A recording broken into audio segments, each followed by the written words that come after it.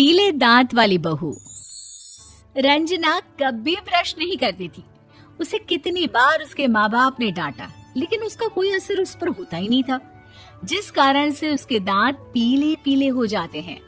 शादी के बाद।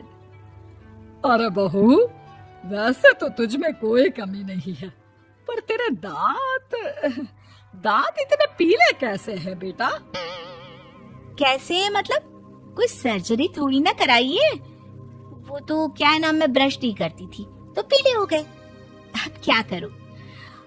आप कहें तो लाल करवा लूं या फिर काले? यार ये क्या है, क्यों माँ से लड़ रही हो? लड़ रही हूँ?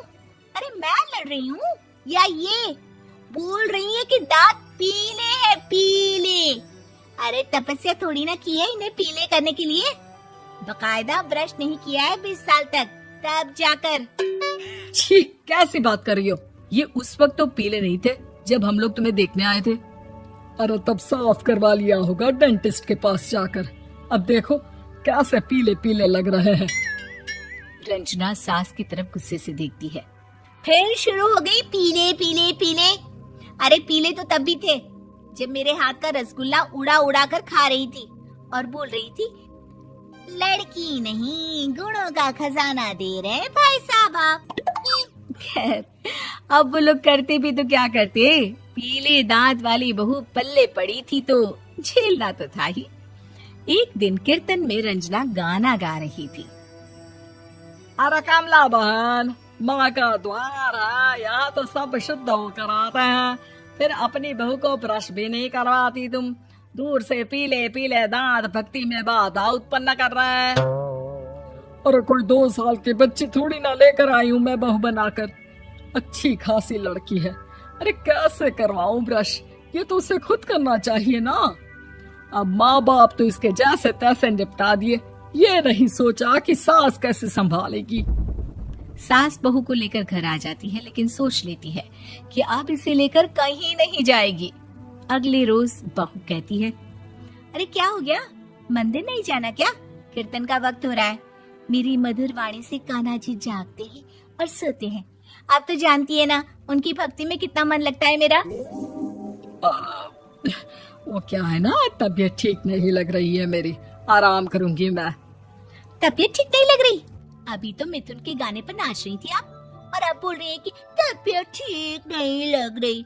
अरे भक्ति में मन लगा लो सासू माँ, ऊपर जाना है, क्या मुंह दिखाओगी आप? हाँ? सास को बहू की बात पर गुस्सा आ जाता है। मैं क्या मुंह दिखाऊंगी, इसकी चिंता तो ना कर, समझी? अपने मुंह की चिंता कर, जो ये पीले पीले दांत लेकर हर जगह पहुंच जाती है। पता है लोग कितना मजाक बनाते हैं। ना जी ना, मैं नहीं जाना कहीं तेरे साथ। तो ये बात है। कोई ना, मत जाओ, मैं अपने कमरे में ही बैठकर भक्ति कर लूंगी। ऊपर वाला दांत थोड़ी ना देखता है, मन देखता है, भावना देखता है। और अरे बस बस, तू सब कुछ दिखा, बस ये सफेद चमकदार दांत ना दिखाना किसी को, है? जा यहाँ से। बहू को सास की बात का कोई फर्क नहीं पड़ता, वो तो जैसी थी वैसी ही रह जाती है। सुबह नहाकर किचन में खाना बनाना, फिर खाना खाना, कीर्तन भजन करना और सो जाना। एक दिन, माँ जी मैं सहेली के घर जा रही हूँ, शाम को लेट आऊंगी। हाँ हाँ तो जाना, मैंने कौन सा तेरी आरती करनी है घर पर बैठकर। रंजना सहेली के घर जाती है, जहाँ वो पार्टी में जाने की तैयारी कर रही होती है। अरे शिखा, कहाँ जाने की तैयारी कर रही है? मैं गलत वक्त पर आ गई क्या? अरे नहीं यार, उल्टा सही वक्त पर आई है। मैंने ये साड़ी और ज्वेलरी निकाली है यार, शाम को इनके ऑफिस की एक पार्टी में जाना है। बताना कैसा लग रहा है ये सब? नहीं यार, इस ड्रेस के साथ तो वो वाली ज्वेलरी अच्छी लगेगी। हाँ हाँ सही बोल रही है, मैंने ध्यान ही नहीं दिया। वैसे तो हमेशा से मस्त फैशन सेंस रखती है। तो बड़ा जाती होगी ना पति के साथ पार्टी में। रंजना कुछ नहीं बोलती, बस सोचती है कि यार काश ये बात सही हो जाती, पर मैं क्यों नहीं जाती पार्टी में? क्या इन लोगों की कोई पार्टी होती नहीं होगी? रंजना घर आती है और रात में पति से सवाल करती है, एक बात बताइए, आप मुझे किसी पार्टी में क्यों नहीं ले जाते? क्या आपके यहाँ ऑफिस में पार्टी नहीं होती? पति बेचारा क्या कहता कि दांत पीले हैं तुम्हारे इसलिए। अरे कोई पार्टी होती नहीं हम लोगों के ऑफिस में, तो कहाँ से लेकर जाऊं? और मार्केट, मॉल, कहीं वीकेंड घूमना, कहीं तो। अरे यार सारे हफ्ते में एक छुट्टी मिलती है, तो सोचता हूँ कि आराम ही कर लूं। क्यों? रंजना मन मार के रह जाती है। पहले कभी सास के साथ मंदिर जाया करती थी, लेकिन वो भी सास ने ले जाना बंद कर दिया। घर बैठी बैठी रंजना बोर हो जाती है। तभी उसे आइडिया आता है और वो मायके जाने का सोचती है। सासू माँ, 2 दिनों के लिए मम्मी के घर जा रही हूँ। अच्छा ठीक है, आराम से जा। और हाँ, माँ से कुछ अच्छी आदत सीख कर आना कि कैसे शरीर के हर भाग की तरह दांतों की सफाई भी जरूरी होती है, समझी? शुरू हो गई ना आप। वो लोग आपकी तरह नहीं है कि छोटी छोटी बात का बतंगड़ बना दे। उन लोगों के लिए मैं मायने रखती हूँ, ना कि मेरे पीले पीले दांत। रंजना माँ को बिना बताए उन लोगों को सरप्राइज देती है, लेकिन जैसे ही वो दरवाजे पर पहुंचती है, अंदर देखती है कि घर वाले कहीं जा रहे होते हैं। अब माँ, काश रंजना दीदी के दांतों वाली प्रॉब्लम नहीं होती, तो वो भी हम लोगों के साथ चलती ना बुआ जी की बेटी की शादी में। हाँ बेटा, लेकिन अब उसे कौन समझाए कि उसको उसके पीले दांत नहीं दिखते, लेकिन उसके आसपास के लोगों को कितना एम्बैरेसिंग फील कराते हैं।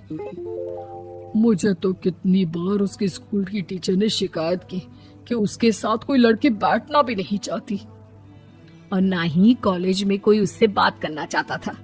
लेकिन पता नहीं क्यों उसे ये बात समझ में ही नहीं आती। कोई कमी नहीं है उस लड़की में, बस यही कि दांत पीले हैं। वो तो भला हो जीजा जी और उनकी माँ का, जो दीदी को जैसी है वैसे ही रखा हुआ है। रंजना को अपने घर वालों की बात सुनकर बहुत दुख होता है। वो सोचती है कि वो क्या करे, लेकिन फिर वो सीधा डेंटिस्ट के पास जाती है, अपने दांत चमकाती है और कसम खाती है कि वो रोज ब्रश करेगी। अरे क्या हो गया? तुम तो 2 दिनों के लिए गई थी ना, पर कोई ना, अच्छा है, चलो आ गई तो। रंजना सास के सामने आकर खड़ी हो जाती है और पूरी स्माइल करती है, उसके चमकदार दांतों को दिखाती हुई। हैं? चले मंदिर? माँ, मुझे माफ कर दीजिए, मैंने आप लोगों को बहुत एम्बैरेसिंग फील करवाया। मैं आज से रोज ब्रश करूंगी।